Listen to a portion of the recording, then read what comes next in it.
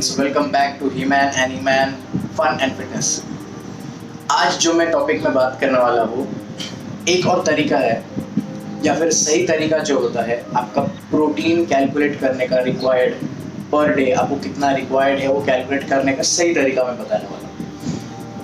ठीक है, तो जो तरीका मैंने पहले बताया वो एक अंदाज है।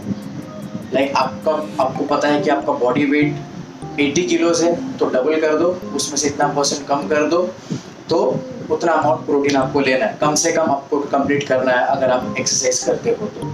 सो लाइक अगर 80 है तो मैंने 30 to 40% बोला था, तो समझ लो 80 kg है तो डबल करना है, तो 160, उसका 30 to 40% मतलब समझ लो 100-120 ग्राम आपको प्रोटीन लेना है।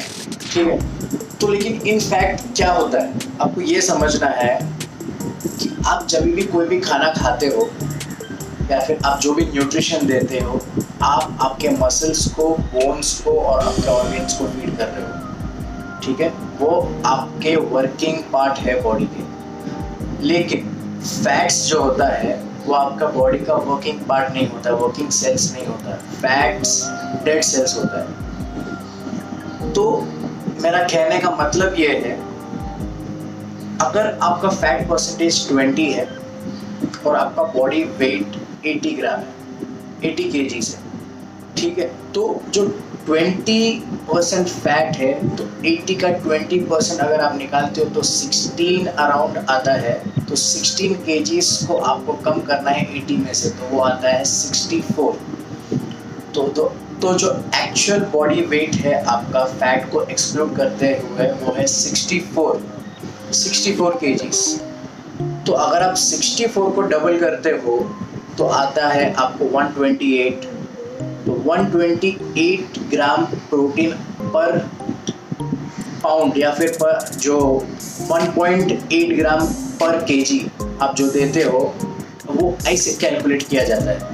और एक एग्जांपल देता हूँ, समझ लो आपका बॉडी वेट 100 है, फैट परसेंटेज 100 का 30% 30 हुआ, तो 100 kg में उसका 30% फैट है, तो 30 kg उसका फैट है। तो 100 में से 30 kg निकाल दो तो बचता है 70 kg। तो 70 kg को अगर आप डबल करते हो तो होता है 140 ग्राम।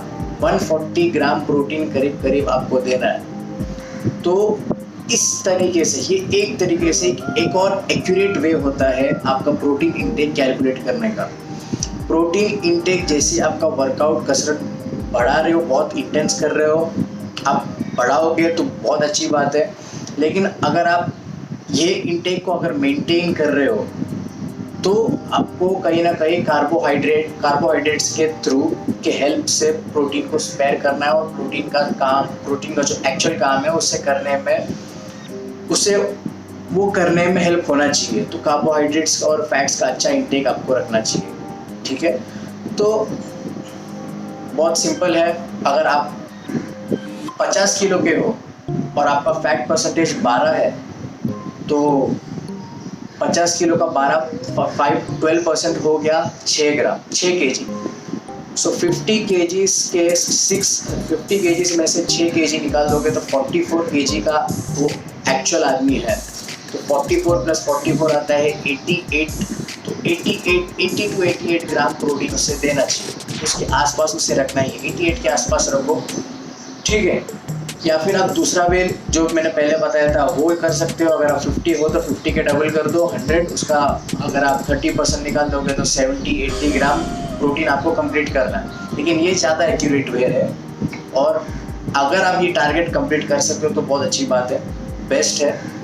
ठीक है, तो आज ये वीडियो में होप सो आपको समझ में आया एक और कैलकुलेशन कि आप प्रोटीन कैसे एक्चुअली कैलकुलेट होना चाहिए, किस पे एक्चुअली कैलकुलेट होना चाहिए। आपका जो मसल और बोन और जो इंटरनल ऑर्गन्स है, जो एक्चुअल बॉडी के वर्किंग पार्ट है, उसके वेट के डबल एक्चुअली होता है, या फिर पर पाउंडेज कर बोल सकते हो, 1 ग्राम पर पाउंडेज या फिर 1.8 ग्राम पर केजी। बहुत सारे अलग अलग होते हैं, अलग अलग इंटेंसिटी के हिसाब से फैट को कभी फीड नहीं होता है। तो अगर आप 200 किलो के भी हो, अगर आप 400 किलो के भी लोग होते हैं, तो इसका मतलब ये नहीं है कि वो लोग 800 ग्राम प्रोटीन दिया जाता है।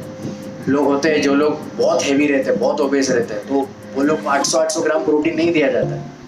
वो लोग के बॉडी वेट के हिसाब से फैट परसेंटेज हटा के जब वो लोग को डाइट दिया जाता है तो वो लोग एक्सट्रीमली ओबेस पीपल होते हैं, तो वो लोग का जब डाइट होता है बहुत स्ट्रिक्ट होता है। जब अगर वो लोग को कम करना होता है और बहुत टाइम लगता है उसे कम करने के लिए, तो लॉजिकली आप 800 ग्राम प्रोटीन नहीं ले सकते। वो लोग वैसे लोग 800 ग्राम प्रोटीन नहीं लेते। प्रोटीन जो एक्चुअल आपका बॉडी वर्किंग बॉडी है उसके डबल होता है। और एक और है बात कि अगर आप बहुत हैवी हो तो ऑफकोर्स आपका BMR, आपका बॉडी ज़्यादा कैलोरीज बर्न करेगा अगर आप मूवमेंट ज़्यादा करते हो तो। ठीक है, अगर आप मूवमेंट ज़्यादा करते हो तो, क्योंकि आपको बॉडी उतना वेट संभाल के रखने के लिए भी कैलोरीज बर्न होता है। तो कहीं ना कहीं आप थोड़ा प्रोटीन ज़्यादा दोगे तो ठीक है, लेकिन इतना भी ज़्यादा नहीं देना। ठीक है गाइस, होप सो आपको अच्छा लगा ये वीडियो। आपको एक और बात समझ में आया है कि प्रोटीन को कैसे कैलकुलेट करते हैं एक्चुअल में। ठीक है, तो आगे और भी मैं एक एग्जाम्पल वीडियो के साथ आऊँगा जिसमें एक एग्जाम्पल मैं बताऊँगा कि आपको कैसे कैलकुलेट करना है प्रोटीन, कार्बोहाइड्रेट्स और फैट्स एग्जैक्टली, या फिर अप्रोक्सीमेटली, एग्जैक्टली नहीं, अप्रोक्सीमेटली आपके डाइट में कितना जाना चाहिए, आप कैसे कैलकुलेट करोगे, किस मेथड से कैलकुलेट करोगे। ये मेरा आगे के वीडियो में मैं ये भी बताऊँगा कि आपको पूरा ही कैलकुलेशन कैसे करना है। ठीक है, बहुत लोगों को आ भी क्या होगा, फिर भी मैं एक दो एग्जाम्पल के साथ बता दूँ तो ईजी हो जाएगा काफ़ी लोग के लिए। ठीक है, तो मेरा नेक्स्ट वीडियो आने तक ये वीडियो देखना, समझना, सब्सक्राइब करो, लाइक करो और शेयर करो। तब तक टेक केयर, बाय।